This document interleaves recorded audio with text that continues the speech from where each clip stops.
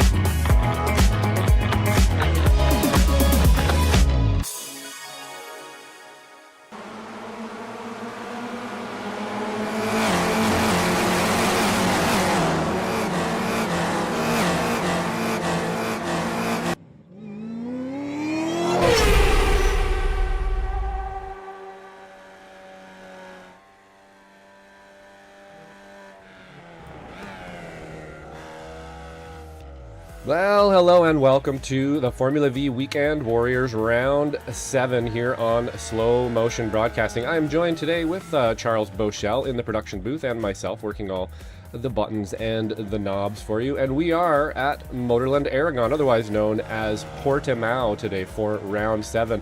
Not going to be an easy one out there. We got a pretty long message from admin Jim Brewster this morning here about the sort of trials and tribulations around this track and how hard it actually has been for some of our drivers to learn this layout. So it should be a pretty interesting one today, Charles. What do you think? Yeah, absolutely. This is a pretty tough course, obviously. Not necessarily. We've seen some Formula One here, but I think primarily this is a wet track. So lots of multi-class racing. It's got a lot of room to maneuver, especially when we're talking about the Formula V's. So looking forward to a good race today, and we'll see how things shake out. As you said, yeah, we've got a nice long list of interesting tidbits there from Jimbo to figure out to what to talk about along the way here as we're already into qualifying, and we're on board here with Josh Justice, and looks like everybody's just getting started on their first flying lap. Yeah, and it's going to be an interesting one for sure. This place, as Jim was saying there, not the easiest layout to learn in the world. One layer that he added there I thought was kind of interesting is the rumbling of the 3D curbs around here, and that it's kind of drumming your ears the whole race. And I kind of like that about the simulator, and about when somebody adds a layer like that to the sim, that's just immersion, if you ask me. Mm-hmm. It's just another layer of something you have to deal with that sort of adds another piece of course, what we love to do, sim racing here. And I have driven around here a few times, and I can say he's right. It does. It drums in your ear quite a bit. If you have your headphones set up to a certain level, you may be turning it down by the end because it does get a little bit annoying. It can even be distracting at some point. So it should be a pretty interesting one, and just one of the layers they'll have to be dealing with out there today. Guido Marzucci leading us so far in our qualifying run here. Been doing really, really well in the last couple seasons here. Guido has really found some speed. He's got maybe always had the speed, but lacked a little bit of perhaps that maybe confidence or just pointiness in a pack. And he's decided these days that his shoulders can be wide, and he's using them. Yeah, absolutely. I've seen Guido race a few times. And, just looks like, last season he had a really good pace, was always up there challenging, but just for whatever reason, couldn't quite seal the deal. A lot of it was just getting involved in incidents, not necessarily of his doing, but sometimes getting involved in other people's problems or make life difficult for you.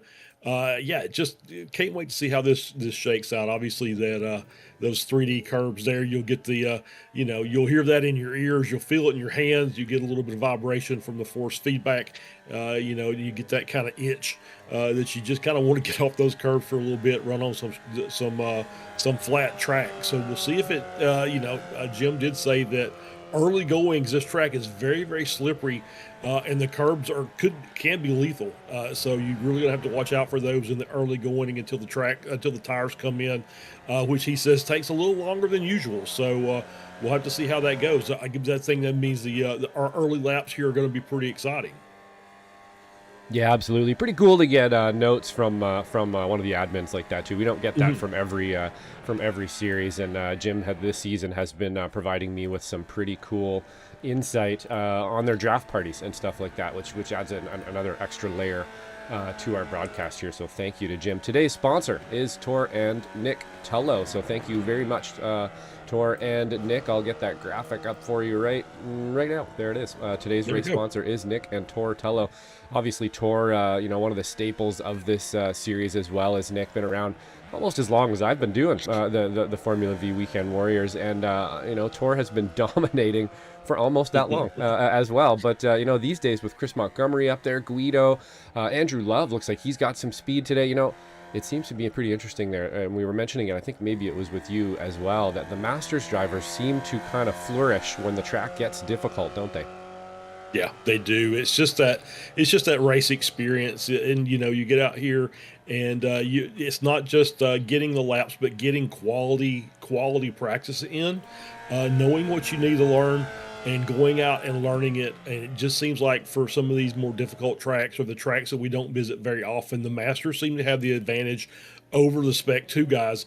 Which is not, a lot of the times the Spec 2 guys really do well on those long draft tracks, and this has a very long draft, section as well. So we're going to get a bunch of that. So that's going to help keep these Spec 2 guys in the hunt in the early going. But I think it just may be that the experience and the wisdom of those Masters drivers will probably win out and keep them up battling with the Spec 1 guys till the end of the day.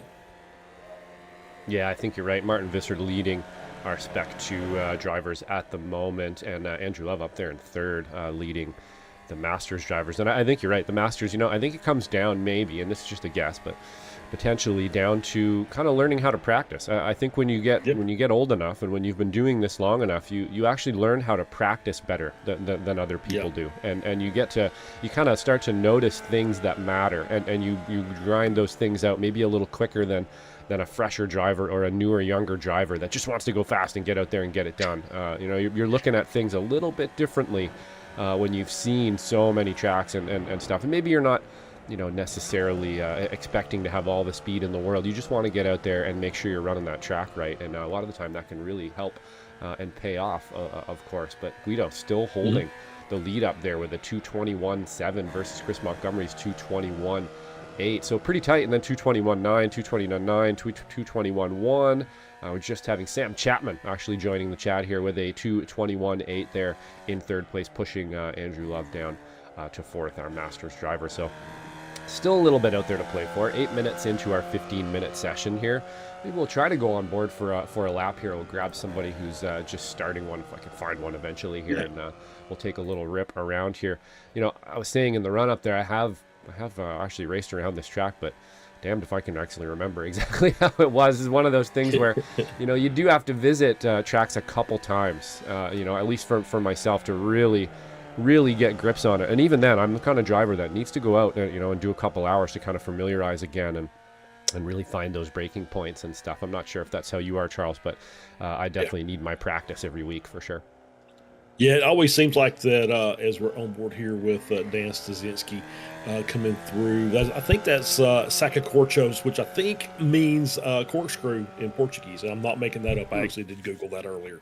So, it's the only Spanish or should say Portuguese named corner out there. Most of them are numbers, except with the exception of 10, which is Marc Marquez corner, because obviously this is a very well-known MotoGP circuit as well. So the man, the myth, the legend, Marc Marquez gets his own. But as you said, I always seem to, once I get a first practice in, I always seem to get the most improvement between the first practice and the second practice. It just kind of, that helps build that muscle memory.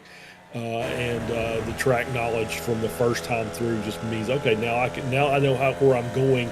Let's see how I can make it a little bit faster. And it seems like I always get in there and make really, really good improvements between practice 1 and practice 2 when I'm trying to learn a new track. Yeah, for sure. Myself, I usually I like to kind of touch my rig on a Monday, learn the track a little bit, and then maybe again on Thursday, maybe one more time on Friday or Saturday. If I can get more in, I will. But at least 3 or 4 times during the week, I want to touch my rig and practice that track. And I find, as long as I can kind of familiarize myself and be up to speed kind of all week, always works out better for me on the weekend. It's just going in with some confidence is huge. As we're watching now, Tor actually getting a little bit squirrely there on exit. You can see those 3D curbs working, making it not easy sometimes to cross or transition back across them if you happen to get up on that really big serrated green edge too, that I'm sure we all know well in iRacing on a few of the tracks there, that you can feel in your wheel and you can hear in your headphones and your car, especially these little Formula Vs. It'll actually just bounce it right around. It'll hop the rear end right off the ground. And usually saw that happen to Tor there. He kind of lost it, got a bit of squirrely, ended up abandoning that lap. On board now, though, with Martin Visser, our leader in Spec 2, just watching him go through some of the more kind of technical areas here. Not an easy one right there. Definitely filtering right down into that giant sleeping policeman on the inside. You're going to want to avoid another difficult one here with another giant sausage on the inside here. Get this piff path just right and on the gas early, missing that donut on the inside. All food related things on the outside of the course here as usual. And then this unbelievably massively long straightaway for a Formula V. This is going to be an interesting one here, where we're going to be, and you have the ability here to be about as wide as you want to be. You can almost have everybody on the grid across this part of it, and then it filters right down into the final corner here that you desperately need to get right and need to carry speed into and out of to have any sort of a rip across the line here. So it's going to be a pretty interesting one today, I think. You're really going to have to figure out your strategy and then maybe be willing to throw that strategy out, pivot to a new one. Yeah, I think you're absolutely right here as we're getting, and you were talking about the curbs, and you get just a great visual from this car as they're coming down with that shot we had from behind the driver's head. You could see the front tires as he got on those curbs, just the kind of the disruption those curbs are doing to that front end as he's working their way through there, and he's feeling every bit of that as he's coming through there. In his hands, obviously, and we get the little diamond curve there. Those little dots on the end of I always call those landmines because it just seems like it blows up your lap when you hit those things. So you have to be very careful with them. And I've seen, and it doesn't matter what car. It could be these. I've seen Porsche Cup racing here as well. I've seen GTP's race here in the sim as well. And those little things are just enough to really just break the car loose, lose all your grip, and then you're just off. You're riding along as your car is doing things that you don't really want it to do. So those are very, very dangerous, and won't be any different today as it does any other day. Yeah, absolutely. They are. I think landmine is probably the correct term there. I think any car, I mean, that's big enough for any car. If you picture, just your road car at home, picture doing about, 80 or 90 miles an hour and then smashing a boulder basically with your left front tire. That's kind of what it would be like, right? And of course, race cars being robust as they are can handle maybe a couple whacks, but in real life, hit that thing fast enough, you'd be ripped the front wheel right off your car. But we do have some points here to get to, so let's start perhaps with our S1 class here. If I can actually get my overlay to work, we'll see if we can't get that up for you here. And our S1 drivers, starting with Tortello leading with 582 points, so he's got a pretty good lead over the rest of the field, but Guido Marzucci just behind him with 504. Michelle Lynn doing excellent this season with in third place with 373 points, 363 just behind him. Then Joshua Justice, Brian Chazinski, Nate Colasio, Chris Montgomery, Angel Soto, and then Felix Samoes in 10th place. We'll move on to S2 here just before our session transfers over to the race here. Martin Visser in first, Jason Grider, then Brian Hansen, Stephen Westcott, Daniel Stuzinski, Raphael Boley, Brett Thompson, Stephen Hicks, and Scott Brailer. Fairly a little bit tighter over in the S2. Still all to play for here at, of course, only round 7. We have a lot more to play for there, but Martin Visser leading that one. Over to our Masters drivers, where you're going to find Jim Brewster, our admin, leading leading the championship standings in Masters. Nick Tello, today's race sponsor, just behind him, and then Wayne Buttermore, Alan DeGassis, Antonio Reese, Gary Kittle, Andrew Love, Stevie Ray, Jorg Mani, who I don't believe we have today, Jeff Wubker, and Paul Cordici, which is our new driver there. So he's not going to have too many points. He only had one round this season, but glad to have him out there. And that's going to be our points for the Formula V Weekend Warriors up to round 7 so far, Charles, and we're almost ready for our race here. Andy Middleton is going to squeeze out that top step. We just missed that in the wee hours there, so looks like we got ourselves a bit of a race here up at the front of the field, and we'll get that grid going right away for you, Charles. Yeah, absolutely. Andy Middleton on pole, 221.086, almost a half a second ahead of Guido Marzucchi on the outside of row 1. Chris Montgomery will start in 3rd, Sam Chapman in 4th, Tortello starts in P5, Andrew Love, our Masters pole sitter, starting in P6, Brian Stasinski starts in 7th, Alan DeGassis starting in 8th, Martin Visser will be our pole sitter for Spec 2, starting in P9, Jim Brewster rounds out your top 10, and we move forward. We got Michelle Lynn starting in 11th, Brian Hansen starting in 12th, Angel Soto starts in 13th, Paul Cordeschi starting in 14th, Stephen Westcott 15th, Dan Sazinski starting in 16th, Josh Justice 17th, JG1 Jason Grider starting in 18th, Nick Tello starting P19, Wayne Buttermore in 20th, and Gary Kittle will round out your top 20 or your 21 car field. Did not set a time, and it looks like he is in the session, so it looks like he is there, and we'll have 21 cars on track. Excellent. Yeah, not a bad field here for our round 7 at Aragon. Lots of thinking and decision making to do in the car today.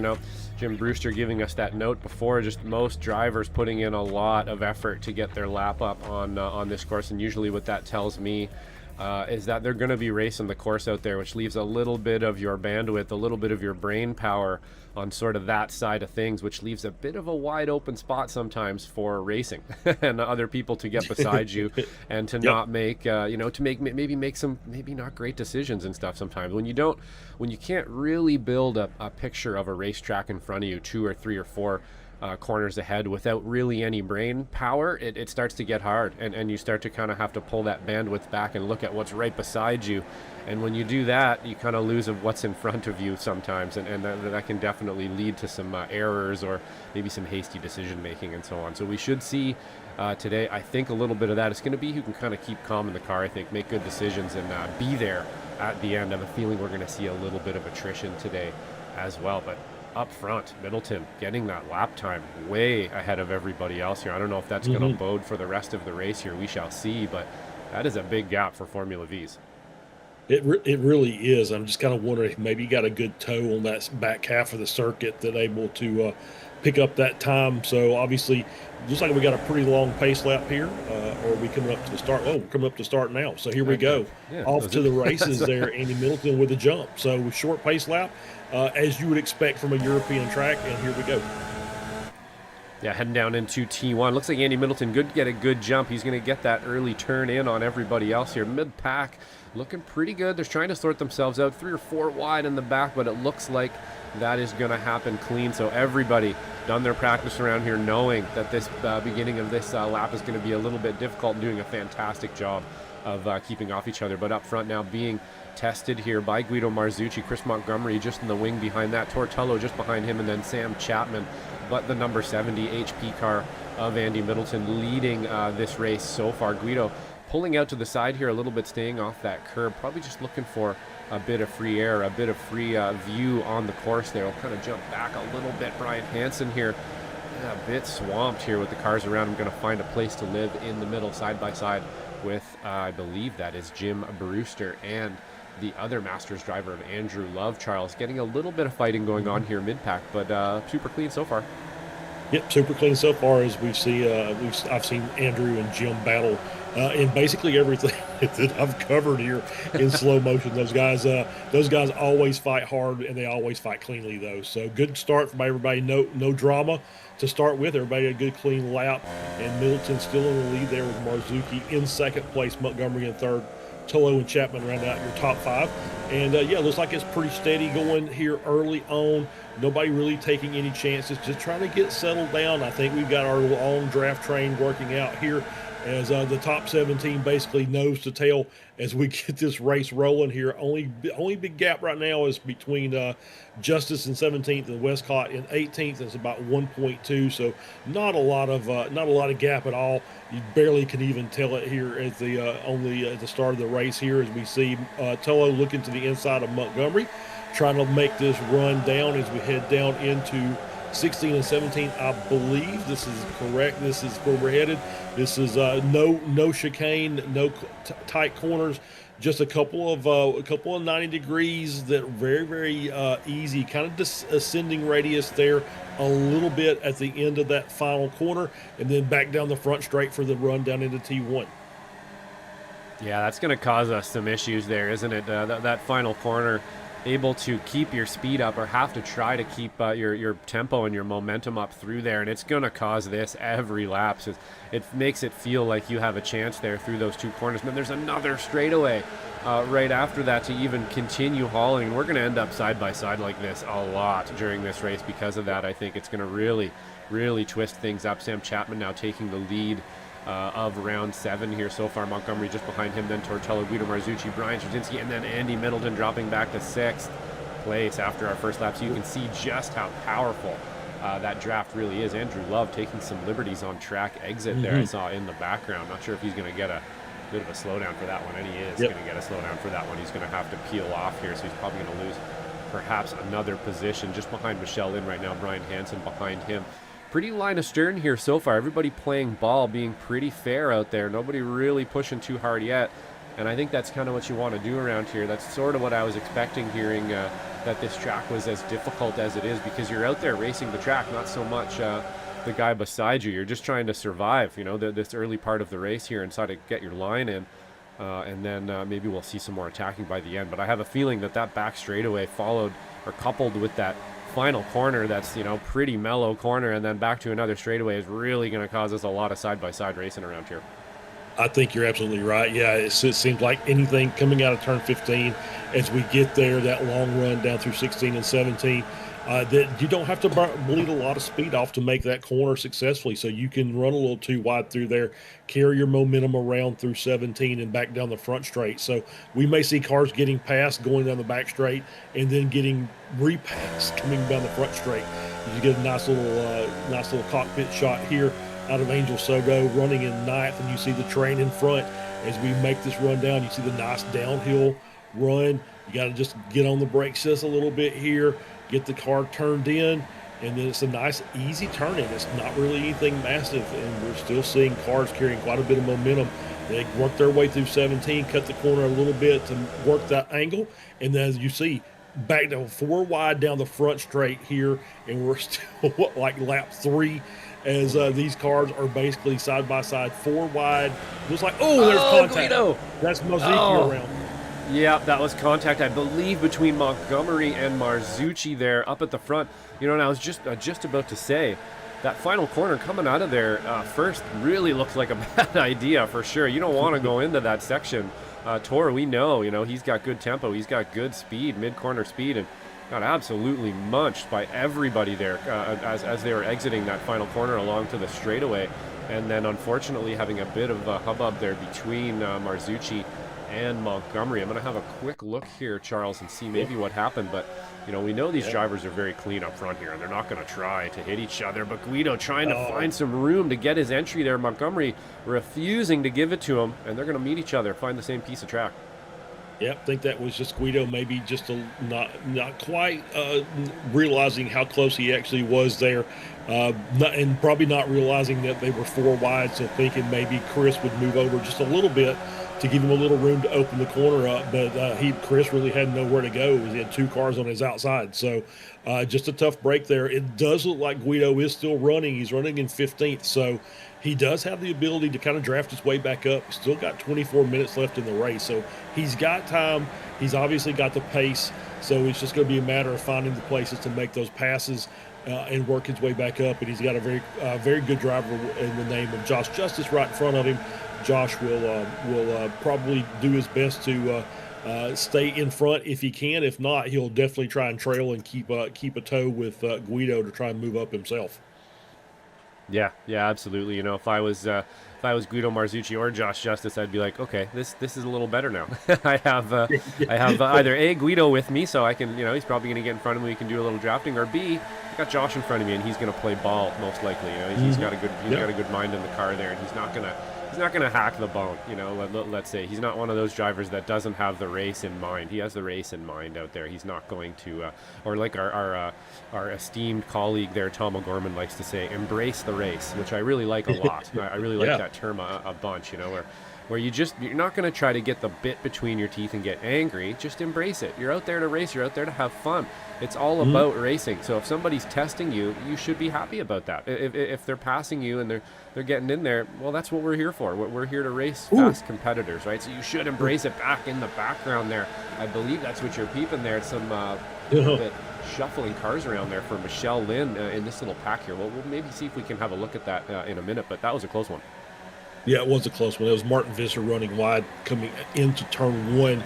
Just carried a little too much, and then the rejoin was not optimal. I mean, no contact, but still not optimal, as he had a car there on the inside of the corner and just came back over. And it was a little uncomfortable for the drivers involved there, as we still see 2 and 3 wide coming around through the corners here. And this is into, I believe that was into 7. As we work our way down, you just see the amount. Look at that 90-degree around and then back to the other side. This is the corkscrew that they talk about. Very, very difficult set of corners, especially with these cars with the downhill braking. Really easy to lock up as you're working your way downhill and doing change of directions like that. It's easy to lock that inside front tire. But everybody's getting through there quite well so far. So to be to all the doom and the gloom there from Jim Brewster before we got started, it's been a pretty sedate race so far. I mean, there's been some battles up front, but only a couple of contacts. Yeah, I think that's one of those things, we're kind of alluding to, both of us there in the run up a bit, that when the track is scary, things tend to kind of calm down a little bit. It's a bit of a strange twist of, maybe truth being stranger than fiction there, that the tracks that are out there that we know really well tend to be the most frenetic and the most racy. Oh, Guido off in the rhubarb again. Not exactly sure what happened there, but we're going to have a look at that as he's mowing the grass across the infield quite abruptly there as well, and not a good line at all. So something pretty serious happened between the two.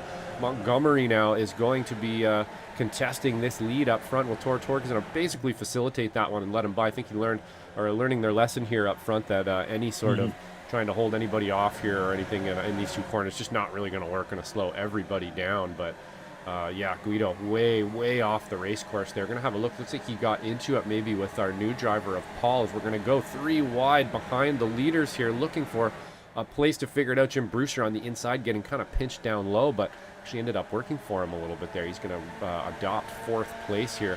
3 wide behind him, though. So much action going on out there on this track, Charles. It's actually pretty darn racy. Oh, we get a big curb strike there from the 70 as well. He fully straddled it. Got away with it, though. Yeah, absolutely. And I saw just the same thing you did, like Guido got into it.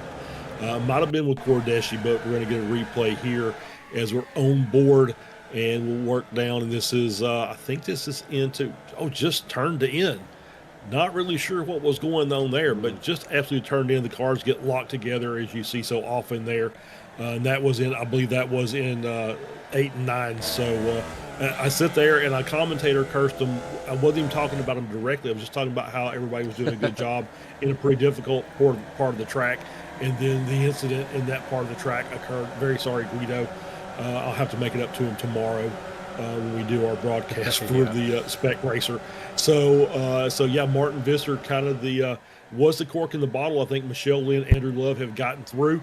And so they've picked up Michelle up to 9th, Andrew Love up to 10th, Visser down to P11, but still looking to see if he can work his way back around. Love not quite ready to give that one up just yet, as he is on board there fighting now. Brian Hansen getting involved in this as well in the 771 car, running in 12th. It seemed like they've got it cleared out, but now the gaps are starting to form a little bit in the drivers in the line, as drivers are starting to make a few more mistakes.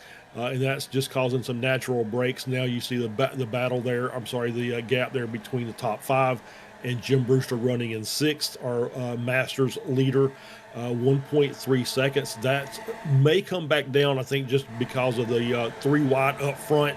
This is going to help those cars get back up there as these guys will work their way through the final couple of corners back down to the front straight. And anytime you run those corners side by side, you're going to run them a little more slowly. And you see Tello there trying to take advantage, moving to the inside to get that run down. So we're going to have another 3 wide showdown coming here down into turn 1. And wisely, Soto backs out, because that would have been 4 wide, and that would have been 1 too many. Sorry, my mic was muted there. Some great shots off the corner, over the shoulder of Soto here, as he decides and thinks better of it. The slick mind there of Angel Soto. He's been around this before. He's seen it before. As we see, I believe that was the 70 schwacking that curb again. So he seems to like to take that a little bit narrower than the rest, or maybe he's realized, hey, I can actually smack that curb. It doesn't matter if I take it. It's probably a little bit of a faster line there, but wow, the end of this lap is very interesting. Every lap, exactly what it almost seems to me, Charles, like they're slightly indecisive on that last part of the course there. Not really sure if they should be beside each other, or should I let him by, should I not, should I go for this run? And it seems to be kind of happening every lap here so far, and it's just a big wall of cars kind of trying to figure each other out. So I have a feeling maybe by the end we'll figure that out, or perhaps we're getting close enough to the end that it's going to get even more frenetic there by that part of the course. But very interesting track I'm watching today. This has not been your typical, let's say, traditional Formula V race at all so far. The way that it's breaking up, the way that this front pack is going back and forth so often, and it's not just switching between the top 2 or the top 3. It's switching between the top 6 or the top 7 over and over again, which is pretty interesting. That front straight. And I guess let's just say maybe the little gear or the wrench thrown into the gears of that final corner, that's really not that much of a corner. It's not that hard to do, is making things kind of interesting. It really is. It is giving some gaps that you don't normally see here. As you see now, the gap growing between Soto and Brewster up to 2.3 seconds. As this top 5 is still just hammering down. Chris Montgomery leading the way. Middleton now up to P2. Chapman in 3rd, Tullo in 4th, and Soto rounding out your top 5. And I would say this, I know all these drivers up front are very, very good drivers, but if you've got Tortolo in there, you better watch out, because he's going to be one of the guys that's going to try to be at the front at the end of this race. So we'll see how that shakes out, but you still got a nice big gap there from 6th down to 14th. So another 9-car group there just behind, as they're trying to look to go 5 wide. Not quite, just 4 as we come down. And you see just how tight that gets there, as Middleton coming back in, trying to stay to the end, trying to stay on the track, keep from getting that slowdown for running wide. And they go 4 wide in, and they come out basically single file. I don't know how they managed to do that, but they did. And now you've got Stasinski moving up into that P6 position. He's managed to get by Brewster. And let's see if he is going to be able to be the Pied Piper here of this second group and lead this group back up toward the front, as we see still more contact there with the 927 and Michelle Lynn in the 5.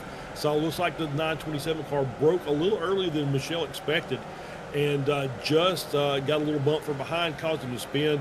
And then Michelle nowhere to go as the spinning car collects her as well. So drop those 2 down the list a little bit. Michelle down to P16, and the 927 DeGassis down into P15. So Middleton, where's Middleton? Where did Middleton go? Middleton having an incident here. We'll have a look on this replay. It looks like maybe he's going to get collected here. Perhaps. Nope, going to do it all by himself on the 70 there. So getting that braking period just a little bit wrong. Actually similar to kind of what we saw between Michelle Lynn there and I believe I forget who that was now, but very, very kind of uncharacteristic of Andy Middleton there. Maybe caught sleeping just a little bit on that corner. Yeah, absolutely. I think it just was not expecting that level of braking. As we see now, this is DeGassis, the 927 car, and there you see it just checking up, and Michelle nowhere to go, and then she just once again gets collected, or should say, just continues her momentum and gets caught up in the wheels of the 927 car. So now make it 4 up front, as we have Montgomery, Chapman, Tullo, and Soto. Stasinski still leading that second group, 4 seconds behind the top 4. And Brewster still there, Love still there, Hansen there, Visser still involved, as there's a little bit of a gap between Love and Hansen, so that might split that group up a little bit more. Justice up to P10, Jason Grider up to P11, Middleton down to 12th, Marzuki right behind him. So that's 2 very fast drivers that are going to try and come up to the front in the second half of this race, as they're going to keep battling there and still looking 2 wide. Only 2 wide this time coming down into turn 1, so a little safer than we saw. And then you see Tullo run a little wide there in 1, managed to get it collected back out on the track before the slowdown gets encountered. Brewster running that deep inside line through 2, able to pick that spot back up. So got himself a really good run out of 1, able to stay on the inside in 2 and pick that position back up, give him P5.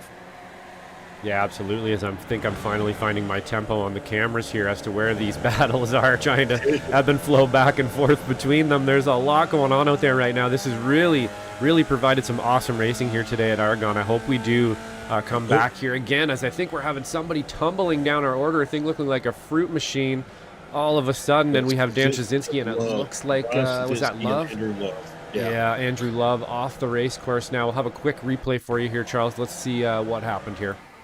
Yep, so coming down into this corner and around is somebody go get synchronized spinning there by by both cars, the 84 and the 944 of Andrew Love, as just both on the curbs, getting back on the throttle, and it looks like they did exactly the same thing, powered back on the throttle at the same time, and the car just broke loose. Both cars go around, and that would have been like an 8.7 out of 10 by the Russian judges. So it was a great synchronized spin there, and it just really, I mean, it's really interesting. As both cars managed to keep it off the barrier, though, so they can continue on. They're just going to drop down the order a bit as Love down into 15th, and Stasinski down into P16. Yeah, that was an interesting one. You don't usually see synchronized, spins like that. You see, in like what I like to call crashes in sympathy or going off the track in sympathy, right? You get a little bit target fixated, but I don't think we can blame target fixation on that one. That was physics. I think that was just asking a little bit too much at exactly the same orientation and exactly the same way. Not something you see every day there. That's for sure pretty cool. That one will be a replay, I think, because we're getting some pretty good side-by-side racing here again down the front straight. I'm not exactly sure how this is going to work out at the end, man, but it's going to be a tough one, I think, to try to figure out where to be at the end. I'm not sure. Would you want to be in front? Do you want to be behind? I haven't figured it out yet. I don't know. Yeah, it's kind of looking like second or third may be your best bet on the last lap, but we'll have to just wait and see, because it just seems like I don't know that obviously we don't want any contact. That's going to really break things up, but you can see multiple lines these cars are able to take through a lot of these corners. It's just track is just so wide and forgiving that you can just basically put this Formula V anywhere you want. I think with the exception of deep on the inside at turn 1, and just make it work. So it looks like these guys are having a really good time out here, able to just switch back and forth, run a different line, keep your momentum up, and can make passes pretty much as often as you want. I think if we were keeping up with number of passes per race, this might be near the top of the board. Yeah, I think you're probably right, and just kind of interesting places that they're happening in interesting, perhaps untraditional ways for a Formula V as well, or at least that I'm used to as well. Taking a bunch of inside there, interesting line for Sam Chapman, just kind of making up for perhaps a bit of a mistake right there, and able to take. Yeah, it just ended up working, right? Like, I don't understand. Sometimes you're like, okay, well, why aren't they doing that every lap? Maybe they will now. It's a very interesting course, Aragon is. I've only had a chance to race around here once or twice, and like I said on the run-up, it's kind of just escaping me at the moment. I didn't really retain it while I was out there, I guess. Perhaps I didn't do well and I ended early. That does happen every once in a while. But Joshua Justice here with a bit of a twisted nose in the front. I've actually noticed taking some pretty interesting lines as well. As a driver out there who likes to look at tracks, analyze things, maybe overanalyze things a little bit sometimes, but definitely a thinker in the car.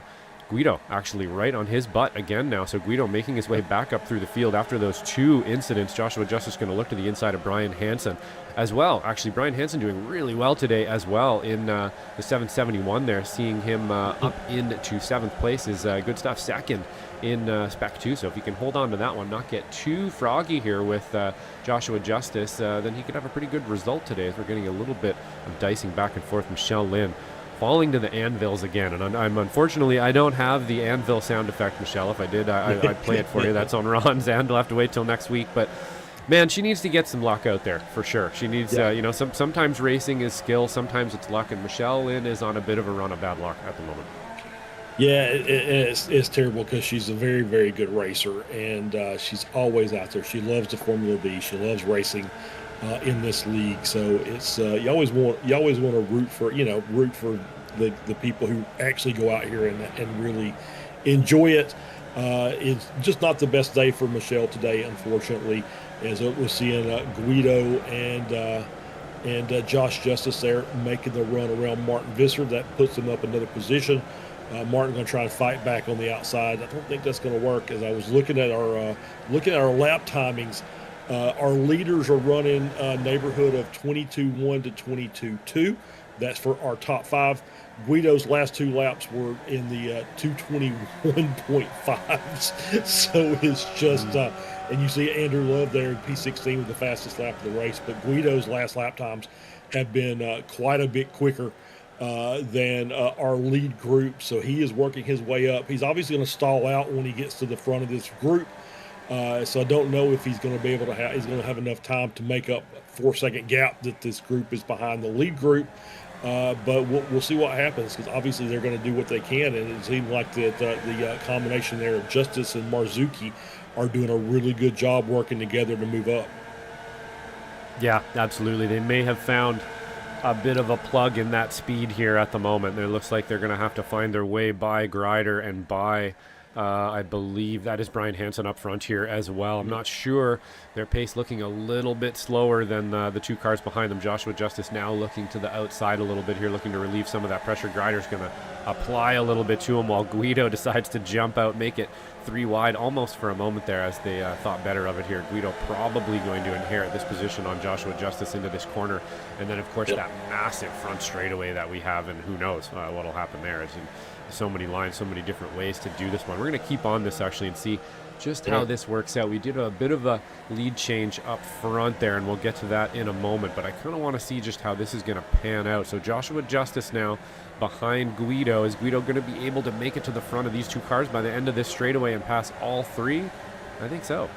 Well, not quite. It's going to be close. Not quite. He's going to stay behind the 771 of Hansen, but now they're going to go 3 wide out of 1, and then they're going to cut that really nice inside line there. Justice going around the outside and making it work, and just keep pace running on the outside by himself there, as Guido still on the inside. Looks like he's going to try and get around the 771 this time, but it's going to be a fight as they're trying to fight back 3 wide almost again, coming down into turn number 4 and 5, as Guido now gets kind of pushed a little bit to the outside of that corner, but able to cut that corner with no slowdown, is able to make that pass. So give Guido P6.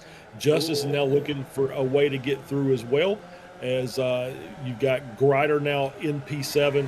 Hansen has dropped down to P8. Justice in P9, and now give him P8 as well, as he makes his way around Hansen as they work their way through the corkscrew. And now Jim Brewster with a gap up to from Guido of about 2.8 seconds. So Guido's on the hunt to try and get back up in the top 5. Obviously, he wants to try and get as many points as he can during today's race. As the top 4 continuing to just do what they're doing, is making their runs, not letting that overspeed work, making the pass. Not really a lot of fighting going on here yet, but I think we've only got about 2 laps or so left in this race, so we'll see what happens. We'll see what happens here on this next lap. I think things are about to start heating up here at the front of this field. Yeah, absolutely. And it looks like, that backpack we're just watching there for most of that lap, you could have thrown a blanket over all of them there and covered all of them. And it's kind of been that way throughout the entire race. You're really able to stay behind your competitors as long as you have sort of that similar pace. You can use the draft here to really stay close. And it looks like they're kind of playing ball a little bit more up front here, trying to keep that momentum going, as they proved me wrong and go 2 wide on the last corner double across the fields here, and they're going to stay 2 wide just behind Sam Chapman, who's been doing a pretty good job, I've been noticing here, of staying in the front for every lap here. He hasn't really been able, people have gotten by him, but by the end of the lap he's back in the front again, and he's been able to hold that front, as well as Angel Soto here, just slowly kind of wiggling his way up through the field. He was kind of in 4th, and then he kind of middled around in 3rd. Now he's kind of starting to look like he wants to be in 2nd. So to me, that means he's got a plan. He's got an idea, as we see. I believe that was Tor striking the curb on the inside there. You got to be careful with the curbs around here for sure. It can knock you into your competitor pretty quick, and we've seen that a lot with these Formula Vs, where you're kind of just sidling up to your competitor, get a little too close to a curb, just kind of bumps the car into the other car, and they're just so small, they can kind of get pushed around by things like the 3D curbs or those landmines or sleeping policemen or whatever food thing you want to put on them there.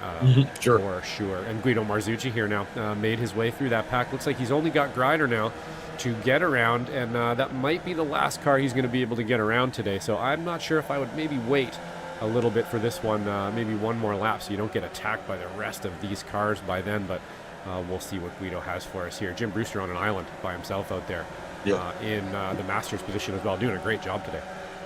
Yeah, it really is. He's kind of in the bubble right now, as he's kind of lost the tail of the lead group, and now he has a couple of hungry drivers right there behind him, trying to make up that gap. Is they've started to separate themselves from that next group of Justice, Hansen, and Visser. So now it's just Grider and Marzuki working together, and Guido's done a great job of had the issue earlier, is able to work his way back up the field using the draft to help himself get a little bit of extra pace, and has done just a fantastic job as he's moved his way up to P7, and now just closing in on Grider. We'll see if he's able to make his way around. As they have both the cars together, are starting to close down on Jim Brewster just a bit. It's now 2.5, so they've dropped a couple of tenths this lap as the top four come around. I believe this is going to be white flag this time by. Here we go, Josh. It's about to get racy up here at the front. Yeah, I think so. As you can see, Chapman there doing his very best to break that draft back and forth across the track, back and forth, back and forth. He's going to stop doing that down the front straightaway here, as we have a little bit of jockeying for position there between the 33 and the 55 just behind him. But this is when the money is made here, isn't it? We have to make our decisions now. This is when you are going to get that win, or you're going to start formulating what it is I'm going to do. This is when, Tor has just been kind of sitting back there. I haven't really talked too much about him in the last little while, and that to me is dangerous. When Tor's being quiet, it usually means something is in the works here, and he's already starting to hunt for those gaps, hunt for those moments where he can see if he can't make up this pack, maybe even just applying pressure in just the right way to break his competitors. He seems to be able to mind punt quite well as well. Look back here quickly at this other pack here.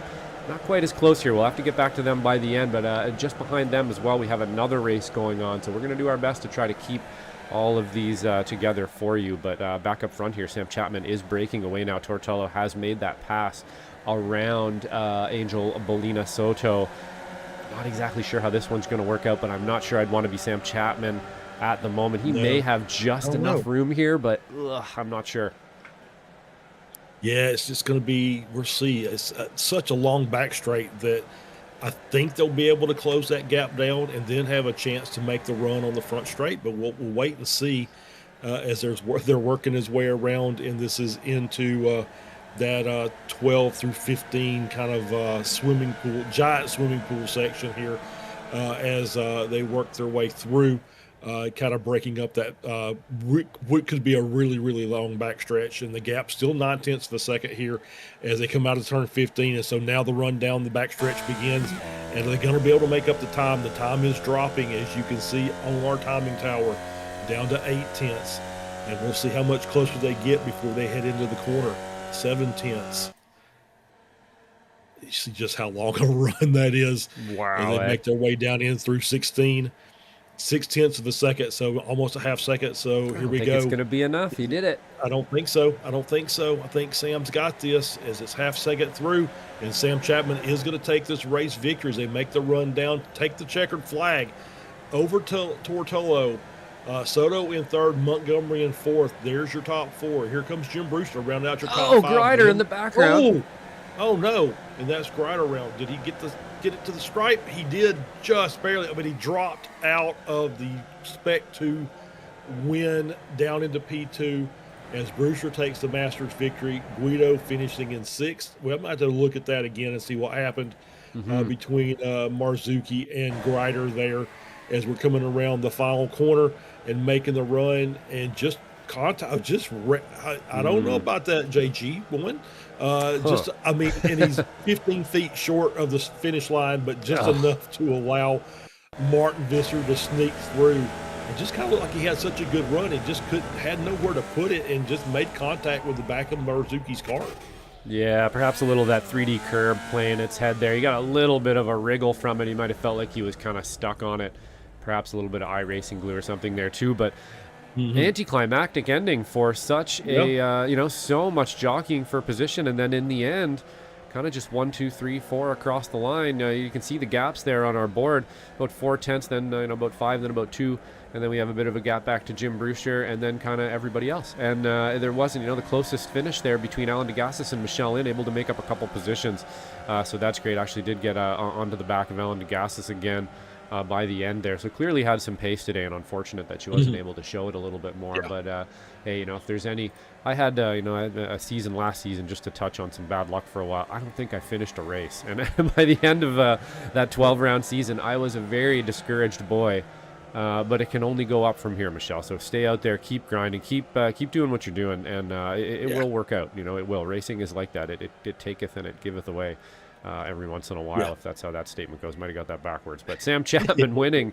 this race in the 29 there, getting her done today. Really kind of making a bit of a clinic of the last few laps there. Able to, he started the Iberian Snake up and down that straightaway. Wonder if that really helped out a lot. It seems to have worked for him. Guido made up some positions there too, just in our shot back to 6th place today.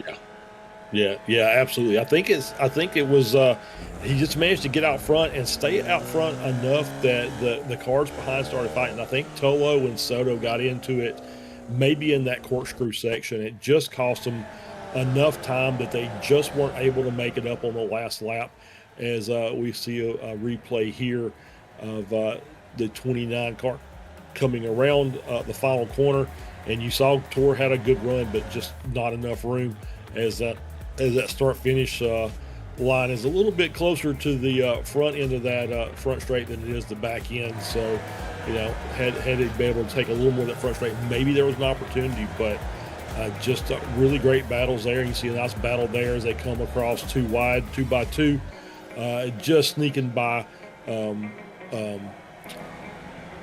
Jason Grider there at the end of the race for Visser to come in and finish up with the Spec 2 victory. So congrats to Martin, congrats to Jim for getting the Masters victory, and congrats to Sam for doing what he needed to do to stay out front and get the overall win. Yeah, absolutely. Pretty awesome race all the way through that one. Really cool sort of dichotomy there, the way everything worked out, the ebb and flow of this track, providing some pretty cool racing, some pretty interesting, maybe non-traditional style Formula V racing. We'll have to hear from some of our drivers here exactly how they thought of it today. But, getting a pretty good briefing from Jim Brewster this morning. We'll have to actually hear from him, too, and see kind of how that lined up with his earlier statements there. If it rang true. But the 29, taking her again today. So Sam Chapman going to bring himself a little closer to that championship victory for the season in round 7 at Aragon here. Just doing his victory lap now as we wait for some people to get in the booth. Actually, I think we do have Jim in there. You know what? I'm going to drag Jim down right now, Charles, and you can have a chat with him here and see how his race went today. Yeah, let's bring in, Jimbo, Charles up in the booth. Congrats on the Masters class victory and P5 overall. So great day out on the track. You just sent us a nice little note here before the broadcast with some interesting information, but it looks like by and large that was a pretty nice race, and it was a lot of action on the track today. I don't know. There were a lot of people that bid it because of the curbs. I mean, I think Andrew and Brian were fighting with me, and they were just behind me, and they both got bumpy over the curbs and lost it. And I don't know about Michelle and Alan. But hey, I'm just alive and breathing. That it was really evil. It was. I was hoping to go 0x, but I ended up with 3, which is pretty good. One person got 1 and one person got 0. Somebody way in the back got 0. But other than that, it's 5, 8, 10, 12. But yeah, it was crazy. Plus, it was also very fast. Very high-speed corners for this V, so you almost had to. I actually lowered my rear end a little bit just to keep the back end, if turn 1 was real sketchy. I learned that you could take turn 1 on the outside though and defend. I defended against Brian there a couple times around the outside turn 1, and then that 5th corner has no braking marker. So what was happening early was the guys up front were slowing down crazy early and really bunching us up, and I was really afraid of getting hit in the rear for a few laps there. So I was starting to run some wide lines and stuff, and sort of let Angel and somebody else, Sam, get by, just because I could tell we were bunching up so much that you hate that feeling when you're the guy in the middle of the sandwich. But anyway, I don't know if we'll be back next season. Maybe we'll go somewhere else. But Surfs had run here, and I like that motorcycle last corner a lot better than the silly hairpin the Surfs ran. That last corner is sort of fun because it's almost flat. You just let off a little bit and lots of draft. But hey, it's good to hear you, Charles. Yeah, hey, it's good to be here, Jim. Yeah, is it nice to be able to fill in. So, obviously from a driver's perspective, I understood everything that you said there. It's just a really tight track, but a very fast track. But from a spectator's perspective, I thought it was fantastic racing. Well, good, We're running four wide down into turn one, Yep. and just multiple. Well, lines. and then the sweeper too. The turn one and turn left. Yeah, I Yeah. saw the guys up front were not being careful at all. No, they weren't. And we did see a couple of issues there as well. But then you were talking about turn two, where you could get the run on the outside at one and just hang it on the inside tight at two. Well, And it was up to the top of the hill, whatever that one was. Yeah, 5 yeah, or and something. it just seemed like that there was lots of different lines that you could employ out here, and the draft obviously was important, but it seemed like in some sections of the track, you could run too wide just pretty much the entire way around if you wanted to. So if you enjoyed this, you should come back next week. We're going to Phillip Island with light rain. So Charles, I think Good Lord. Good. And just to give you an idea, the rain it's thicky enough that turn one is still totally flat. At a whole 96 miles an hour, whatever it is. So we'll still be 3 wide going into turn one. Oh, that's going to be crazy. I'll have to see if Ron wants to take another week off and let me come in. And Hey, I want to tell you, Tam will be thrilled to hear your voice, your ruby-throated voice there. She's always a big fan of yours. I love having Tam as the queen of the chat. Yeah, absolutely. Hey, good. Hello, I'm glad Tam. she made it today. Anyway, hey guys, go talk to Sam and these other guys because they survived too, and that's 2 in a row for Sam. So big ups on him. See you guys next week. Thanks for everything. Yep, thanks, Jim. See you, Jim. Right on, and that was Jim Brewster, admin of the Formula V Weekend Wars, or one of the admins alongside Michelle. Give us a pretty cool note there this morning and stuff too. I think what I'll do next year is I'm going to bring in Sam Chapman and have a chat with him. Sam, pretty interesting track out there today. Perhaps a bit of a different Formula V race that we saw today. It wasn't maybe the traditional kind of passing back and forth. There was first to sixth to first, back and forth the whole race, and then a bit of an anticlimactic ending there. You were actually able to pull away and take the victory. Tell us how it felt out there for you today. Yeah, I mean, it's anticlimactic for everyone else, but I can't complain too much. That's fair, yeah. I was saying to Andrew, I was going, I did sort of want to do a side-by-side finish and see how that panned out, but we'll take them when they come. It was surprisingly good racing out there today. Obviously, it's really tricky the way these curbs are, and you want to use all of the track in a lot of places, so you've got to be ready to catch the car. But with this, as we look at long back straight, as long as you're anywhere near that group ahead, you're going to be fine to catch up.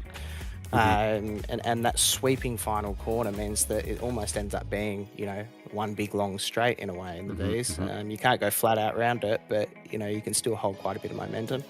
The racing was really good. I was sort of surprised. Obviously, almost got taken out earlier on and got pushed back in the pack a bit. And it was really hard to make it forward from there because everyone wanted to go side by side. But fortunately, the leaders also wanted to go side by side, so it kept the pack nice and bunched. You could slowly work your way forward. But it was really good. Yeah, really good racing. It was a lot of fun. I'm not sure it's exactly what I expected, but once you get the hang of it and work out where you got to go, it's a bit of a fun track. Yeah, that's kind of how we saw it up here too. Maybe not exactly the most traditional style Formula V race there, especially during kind of the middle of the meat of the race with the way the lines seem so many different lines. People were able to take out there and make passes back and forth, and there was a few different packs of drivers going on as well there. I think we'll probably be coming back here next season. We'll see. We did it in the SRFs with chicane at the end, and I can say the chicane at the end made things a lot more different for this track for sure. That big long corner, like you're saying at the end there, almost does feel like, especially in the V's, like a big long straightaway. But I believe next time we are headed to Phillip Island, and there's going to be some light rain there as well. So are you looking forward to that one? Yes, I am. I'm an Aussie, so we love Phillip Island. Great course. We've had some absolutely belting races into these there before, where we've had 4 wide finishes, and it's been split by about 0.02 of a second. So hopefully we can get the same out there. I mean, it might be a bit different in the rain. The rain changes it up, and it might not be as close. We'll see how it pans out. But yeah, Phillip Island's always a lot of fun and will be great on broadcast.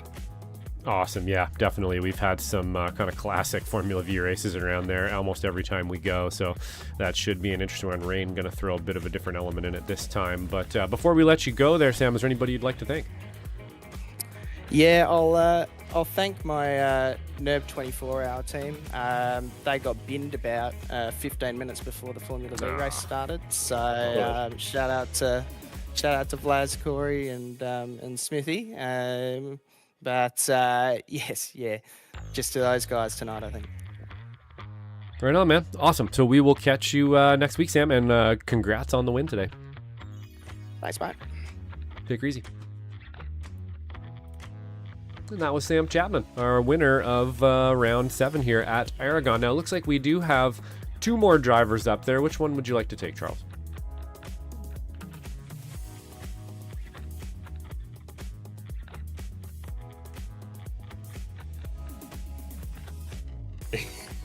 Josh will come back. So I'm going to bring in Jason Grider, second place in Spec 2, and we'll have a quick chat with him as we wrap this up for the day here. So JG, Charles in the booth. So you were about 15 feet from winning the Spec 2 class today. So I guess we need to talk about that first and foremost. First things first, shout out, of course, to Alex Zanardi and his family and friends. One of the goats. And I had changed my helmet and suit today for him. Mm-hmm. Absolutely. And then after that, I'm an idiot, is what it boils down to. Guido was running, I think had a little bit of nose damage, and so he and I were just kind of hanging out together. And he came past me on the long straight coming down the last corner, and I got the last corner. And I'm like, well, I still got a chance here. Maybe I can catch up and get the position back from him. Because I've been carrying that corner and been catching up and making time on people a little bit bigger. And I was out to his right, and got to the end of the curbing, and he was there, and I got it too close. Hit his tire, and up in the air I went. And then spun off to the inside, and I flipped it down to neutral, and then just shoved it into gear as quick as I could, and get started rolling again, and just barely got there before Brian Hampton would have taken second from my self. Yeah, so it's always tough, but I mean, you admitted, hey, made a mistake, that happens. But otherwise, up until that point, though, you've done a really great job. You're running in P6 overall, and so we're having a fantastic race, keeping the nose clean, staying out of trouble. What did you think about this track and how it raced today? It races so good with enough people. Like, if you've got, we had run it in Friday night, and I know they ran it on Thursday. I didn't get a chance to run with people then, but and it was fun, but like, it just got separated out a little bit, and it was hard to keep up. And then today, for whatever reason, it just raced amazing. I was able to keep up and stay in the draft. And,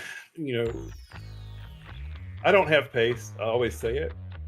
And I just have to rely on dodging and missing, zig and zagging, and getting through whatever happens in front of me. And just taking what I can get.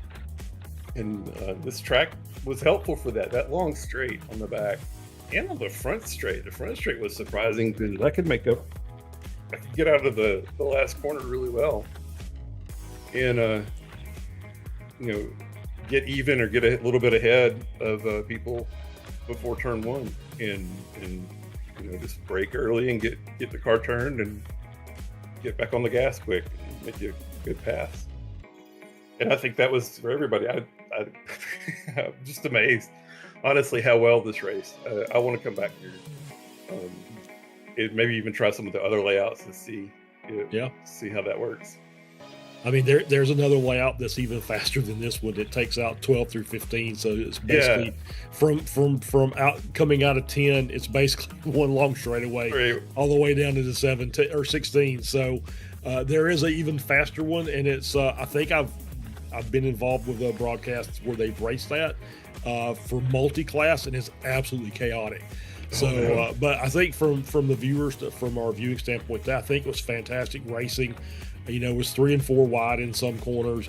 It just looked like there was multiple lines out there to run. So it was a fantastic race. And you, like, once again, you did a great job up until you didn't. So which happens, right? I'm not supposed to be up there, so I didn't know it. I was over my head anyway, and I was just being greedy. And I should have just taken where I was, taken the gift from Guido, and get across the line and get my win. Yeah, Guido's. I mean, that's what it is. Well, Jason, next week, Phillip Island on a lightly wet track, and so what are your thoughts about that? Love it, ready for it. I love Phillip Island. I've run it in Bs and Grays and F3s and GT cars, and I've not found a car I don't like there. I don't know. Something about it appeals. Maybe it's just the scenic view off into turn 2 and 3, going back around or away. But and that long straight too. That long straight's a blast. It creates all kinds of fun opportunities for things to happen, as we've seen in this league before. And it's a good track. The rain will add another dimension to it, and we'll probably all be off on the beach somewhere, and that'll be okay too. We'll ring an umbrella, have a drink, relax, and see the people that have managed to keep it on the track. There you go. Do well. All right, looking forward to it. All right, cool. Jason, thanks for stopping in. Anybody you want to thank or give a shout out to before we let you go? Always shout out my family for putting up with my crazy hobby, and just shout out to you guys for the excellent broadcast. I'm looking forward to going back and seeing it, and just seeing what y'all said in the moment when I'm being stupid. And then also shout out to all of our admins, stewards, and Stevie, and everybody that makes this possible for us week in and week out. All of our drivers are amazing, and just can't thank them enough for keeping it clean, racing their hearts out, and making good races every week.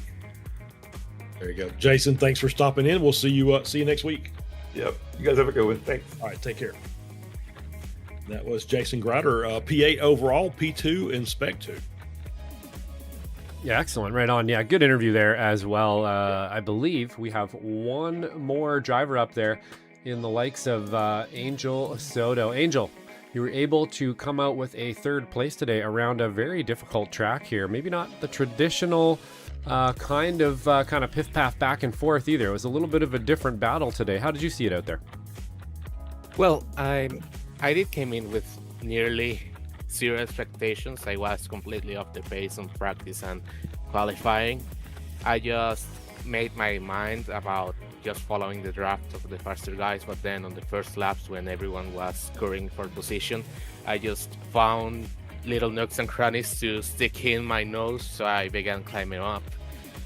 Right at the end there, I was sweating buckets because I normally don't run with the top guys that usually, but then I got too greedy on the last lap. I tried to make a pass too early, and unfortunately that lost me the chance at a win, but still pretty happy with P3. I think it was a tricky track, but one that was surprisingly good to race in. Yeah, we were kind of saying the same thing, Angel, at the beginning there. This is going to be a bit of a different one here. We got some notes from Jim Brewster about how difficult it really was, even in the Formula V here, with that kind of interesting final section too that doesn't end in the chicane, at least that I'm used to. Really opens up kind of a new drafting area into basically what ends up being a straightaway with a bit of a bend and then a big straightaway again, and it really did seem to provide some really good racing. You're able to make up a lot of positions today up into third place, so congratulations for that one. Nice and clean racing. Looks like you've got some pace out there, as you always do, but really finding some more pointy driving these days. I believe we're out to Phillip Island next round, and it's going to be light rain. Is that one you're looking forward to? I'm gonna be honest, I don't have ever raced in Phillip Island, and You're then in for a treat. yeah, I am allergic to rain, so I don't have too much of an expectation for that one. But Okay. who knows? Maybe it'll be like this one where I came in with zero hopes, and then I come out with a good finishing position.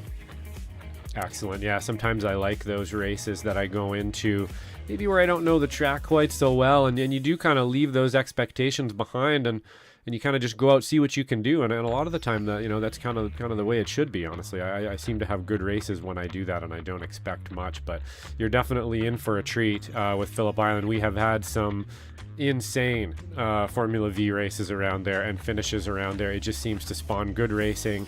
It's a nice, intuitive, flowy, fast track that I really enjoy as well. So I think you're going to like it, Angel. But we'll let you go here. Is there anybody you'd like to thank before we let you go?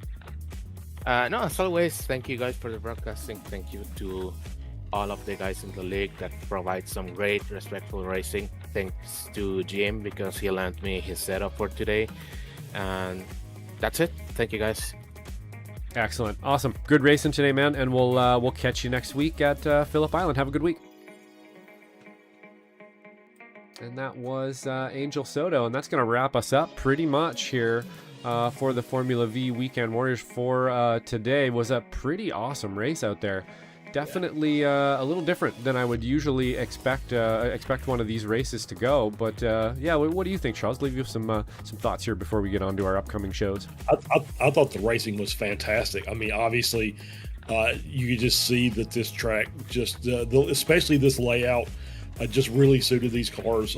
Able to just use all that draft to make passes. Could run multiple racing lines around a lot of these corners. It was just fantastic. I thought it was great racing. Yeah, once again, a little anticlimactic at the end because we didn't have the 4-wide finish that we kind of was looking at there when we came around for the white flag. But you could see Angel said, yeah, just kind of made a mistake and kind of cost us a chance for the win. And that's what happens sometimes. You just make the wrong move at the wrong time. And in this case, all it did was just give him P3 as opposed to putting him in the wall somewhere. But I thought this was fantastic. I'd love to see this again. So we'll see how the admins want to shake this out, and we'll see if it becomes a next season track as well. So. Yeah, pretty cool stuff for sure. I think I'd have to pair up most of those sentiments here today too. Was an interesting race around Aragon for sure. But of course, that is not all that we have here on Slow Motion Broadcasting coming up in the next couple days here. You know what? Our upcoming shows page isn't working, so maybe I'll just go through it on my own. Tomorrow we have SRFs here on Slow Motion Broadcasting at Summit Point. That should be a good one. Summit Point in the SRFs. We all know that track really well. It's tight, it's fast, it's fun. Man, the fighting around there, it is. I'm going to be sweating tomorrow for sure. Along with yeah, exactly. It really, really is. And then of course there's the big jump at the end that everybody likes to send it off of, so that should be a pretty good one. Then of course we have SRG F3 coming at Oran Park, I believe, next week. On Tuesday. On Wednesday we have our F3 races. This Monday we actually have our round at GTP, our Grand Prix Tour race. I believe it is round 9, just before the final round here. And we'll be putting that on as well. That's going to be in the Porsche Cup cars at, I believe it is at about 5 p.m. Pacific time on Monday. So make sure you're here for that one. That will be a good one. I believe Ron's in the booth with Tom O'Gorman on that one too. So lots of stuff coming up here on SMB. But for today, that's going to be it for me and Charles. We will catch you next week at Phillip Island. And I think Ron will be back. But if he's not, Charles will be here with me. And we'll see you then. Yep. Bye, Tam. Bye, Tam.